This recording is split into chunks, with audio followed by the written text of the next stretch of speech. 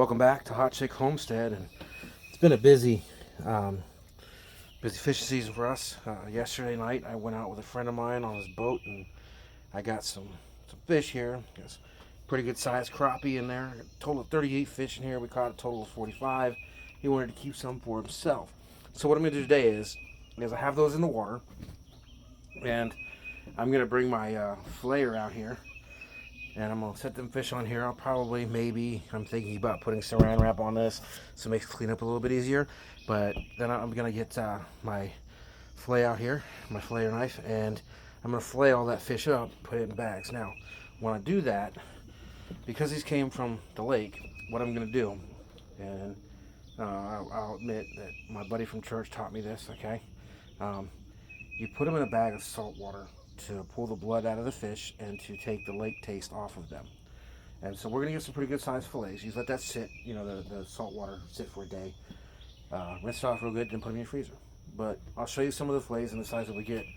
I mean, let me zoom in here on this catfish. You see how big and nice that catfish is. And look at this crappie here. They're roughly all that size. They're really big. Okay guys, so you can see some of mine are just legal. They're 10 inches here in Texas.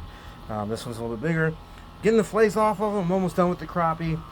I got them in water now so they don't just sit out. And then what I wanted to show y'all is look at these catfish that we got. I mean, that is unbelievable. Look how big and nice they are. They're going to make some great fillets. Now I'm using an automatic fillet knife. There's a learning curve to it. It's not like using a regular handheld, no power. And so I'm having a little bit of a learning curve. My fillets are not coming out perfect. And that's okay. I'm getting most of the meat off the fish so that it doesn't go to waste. Okay, so all of my crappie are done. They're in water, salted. And now, there you go. There's a good representation of how big these catfish are for what we caught late last night. Okay, so there's a couple things that I'm going to do here. I have these, which are going to help me pull these hard fins off. Okay, and then I'm just going to fillet like I did with the crappie. Okay, so here's the aftermath. I got to clean up now.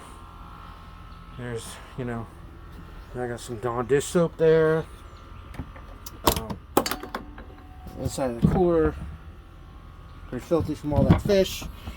And so, something that I didn't think about before was get yourself one of them jugs, freeze it, But that's it.